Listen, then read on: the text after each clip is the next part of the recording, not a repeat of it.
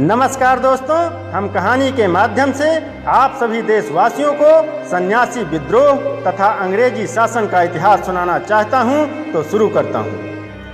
18वीं सदी के अंतिम वर्षों में सन 1763 से 1800 ईस्वी के बीच में अंग्रेजी शासन के खिलाफ तत्कालीन भारत के कुछ भागों में सन्यासियों ने उग्र आंदोलन किए थे, जिसका नेतृत्व केना सरकार दर्जी नारायण ने किया था, जिसे इतिहास में सन्यासी विद्रोह के नाम से जाना जाता है।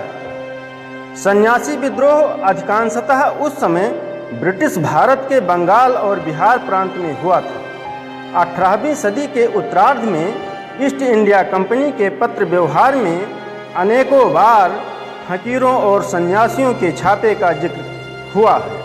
यह छापा उत्तरी बंगाल में पड़ते थे।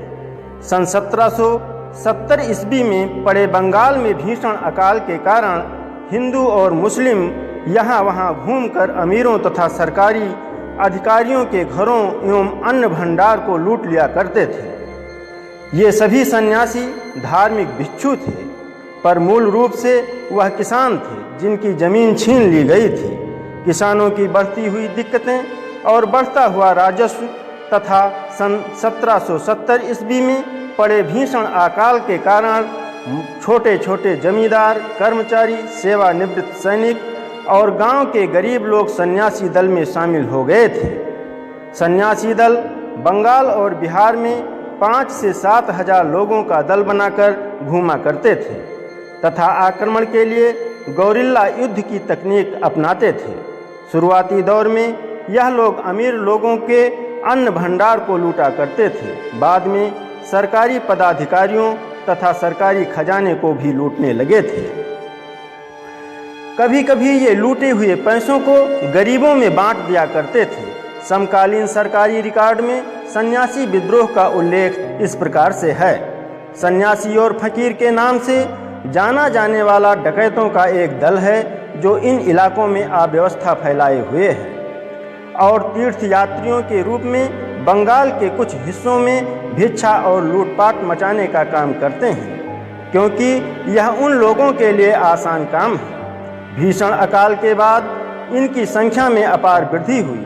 भूखे नंगे किसान इनके दल में शामिल हो गए, जिनके पास खेती करने के लिए ना ही बीज था और ना ही साधन था। सन 1772 की ठंड में बंगाल के निचली भूमि पर खेती करने के लिए इन लोगों ने काफ़ी लूटपाट मचाई थी। 50 से लेकर लगभग 1000 तक का दल बनाकर इन लोगों ने लूटने, खसोटने और जलाने का काम किया था। सन्यासी विद्रोह बंगाल के गिर संप्रदाय के सन्यासियों द्वारा शुरू किया गया आंदोलन था, जिसमें जमींदार, कृषक तथा शिल्पकारों ने भी भाग लिया था। इन सब ने मिलकर कंपनी की कोठियों तथा कोषों पर आक्रमण किया था। ये लोग कंपनी के सैनिकों से बहुत वीरता से संघर्ष किया करते थे। इस संघर्ष की विशेषता यह थी कि इसमें हिंदू और मुसलमानों ने कंधे से कंधा मिलाकर भाग लिया था। सन्यासी विद्रोह के प्रमुख नेताओं में केना सरकार, दर्जी नारायण, मंजर शाह, देवी चौधरानी, मूसा शाह तथा भवानी पाठक उल्लेखनीय रूप से प्रसिद्ध हैं। सन 1880 ईस्वी तक बंगाल और बिहार में अंग्रेजों के साथ सन्यासी और फकीरों का विद्रोह होता रहा और इस विद्रोह को कुचलने के लिए अंग्रेजों ने अपनी पूरी शक्ति लगा दी थी। सन्यासी विद्रोह के समर्थक शंकराचार्य के अनुयायी थे। सुप्रसिद्ध उपन्यासकार बंकिम चंद्र चट्टोपाध्याय द्वारा रचित उपन्यास आनंद मठ सन 1882 सन्यासी विद्रोह पर आधारित एक घटना है। सन्यासी विद्रोहियों ने अपनी स्वतंत्र सरकार बोगरा और मैमन सिंह में स्थापित किया था। इनकी आक्रमण पद्धति गौरिल्ला युद्ध पर आधारित थी। सन्यासियों ने भारत से अंग्रेजी सत्ता को जड़ से उखाड़ फेंकने के लिए यह आंदोलन चलाया था। जब लॉर्ड क्लाइव और उसके सहकारी धीरे धीरे बंगाल को निगलने की कोशिश कर रहे थे, तब सन्यासियों और फकीरों ने उन्हें रोकने के लिए भरसक प्रयत्न किया था। दुर्भाग्य से वे सफल नहीं हो सके, क्योंकि उनमें पर्याप्त संगठन का अभाव था और उनके पास कोई सुव्यवस्थित कार्यक्रम नहीं था। शस्त्रधारी सन्यासियों की प्रथा अकबर के समय में पहले प्रारंभ हुई थी, डॉक्टर फकुर हर के अनुसार 16वीं सदी में मुसलमानों में हजारों शस्त्रधारी फकीर थे जो युद्धों में भाग लिया करते थे। जब युद्ध नहीं होता था तब वे लोग धार्मिक उन्माद में भरकर हिंदू सन्यासियों पर आक्रमण करते थे और उन्हें मार डालते थे। अकबर के समय में जब फकीरों का उपद्रव असह्य हो उठा तब काशी के प्रसिद्ध विद्वान सन्यासी मधुसूदन सरस्वती बादशाह से इस समस्या का समाधान करने के लिए आगरा गए। अकबर और स्वामी जी की मुलाकात के समय बीरबल भी वहां मौजूद था।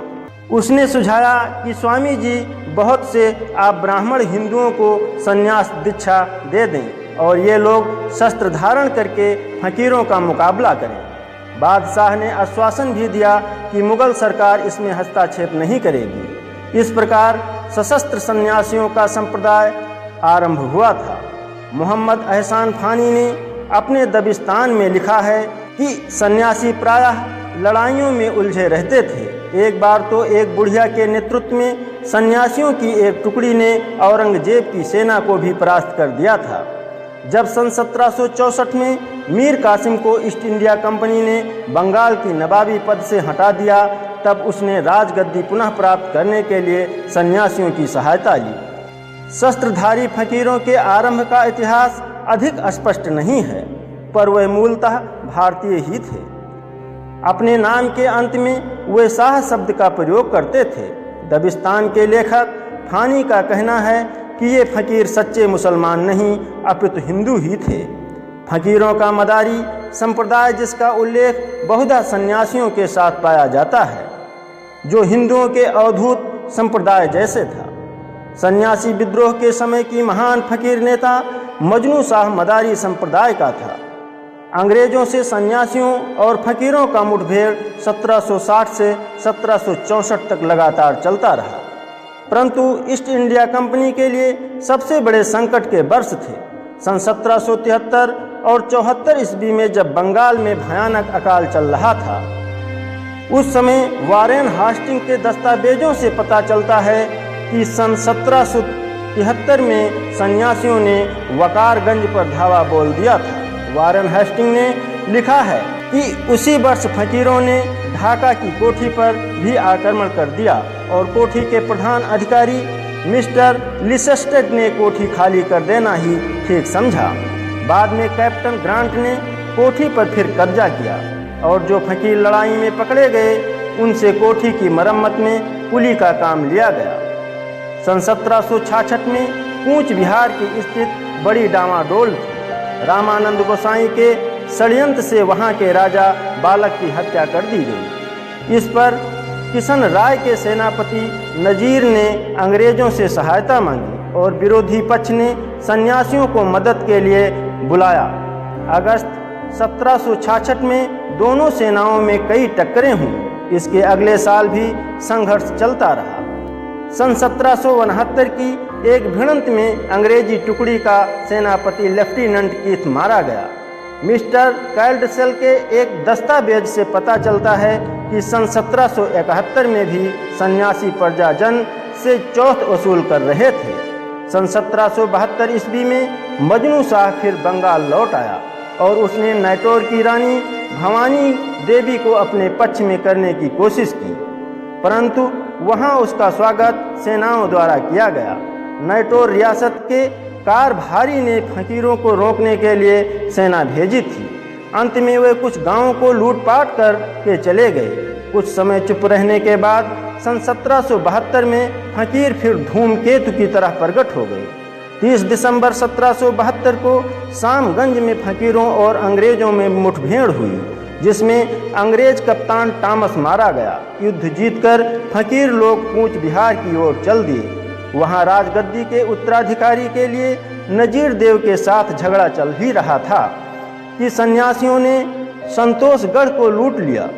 अब कूच बिहार के सेनापति नजीर देव ने कंपनी से सहायता मांगी। मिस्टर पुरलिंग तुरंत कूच बिहार की ओर चल पड़ा। कप्तान स्टुअर्ट को जलपाईगुड़ी भेजा गया और 3 फरवरी को बहरामपुर से एक और टुकड़ी आ गई। किला जीत लिया गया, लेकिन उसी समय जनवरी में उत्तर बंगाल में सन्यासियों की एक विशाल सेना प्रकट हो गई। 6 जनवरी को बगड़ा के घबराए हुए कलेक्टर ने कंपनी के अधिकारियों को सूचित किया कि परगना चौगांग में सन्यासियों ने बड़े जमींदार के नायब को हवालात में रखकर पैसा ऐंठ लिया है। 2 दिन बाद उसने अधिकारियों को यह भी लिखा कि बगड़ा में लगभग 2000 सन्यासी आ गए हैं तथा उनके पास 100 घोड़े और 80 बैलगाड़ियों में हथियार हैं। यह समाचार मिलते ही कंपनी के कप्तान एडवर्ड को चिलमारी रवाना किया।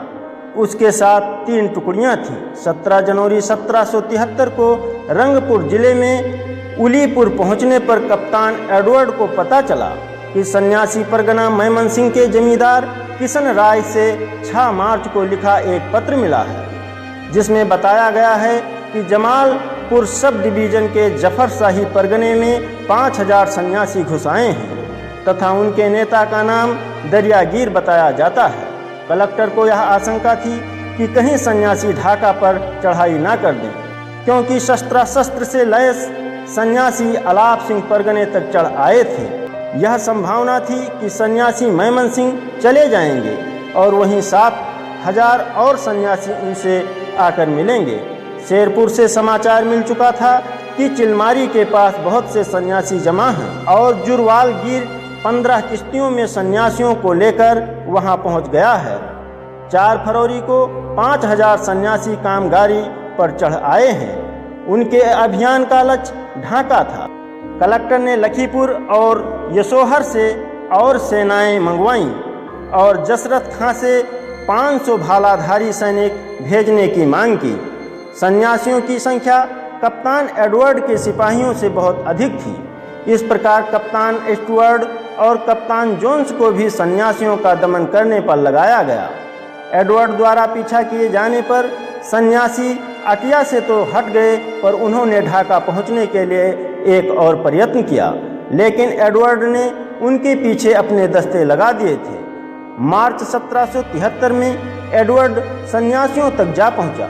वे संख्या में लगभग 3000 थे। बार बाजू में लड़ाई हुई और 12 सिपाहियों को छोड़कर अंग्रेज की तमाम सेना काट डाली गई। अपनी इस विजय से प्रसन्न होकर सन्यासी अलग अलग छितरा गए। उनकी सेना का एक बड़ा अंग सिलहट तक चला गया। इसका भी प्रमाण है कि वे अंग्रेजों को सत्ता से च्युत करने के लिए जयंतिया के राजा से सहायता मांगने गए थे। 2 वर्ष बाद मजनू शाह फिर बंगाल में प्रकट हुआ तथा उसके खिलाफ लेफ्टिनेंट रॉबर्टसन के नेतृत्व में सेना रवाना की गई।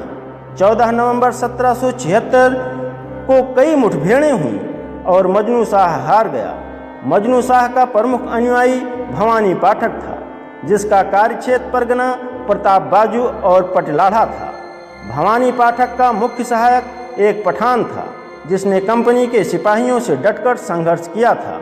अंत समय में भवानी पाठक, पठान और दूसरे 2 मुखिया मारे गए। देवी चौधरानी भी भवानी पाठक से संबंधित थी, लेकिन तब तक सन्यासियों और फकीरों में फूट पड़ चुकी थी और वे आपस में लड़ने लग गए थे। जय हिंद, जय Bharat, Vande Mataram. Thanks for watching.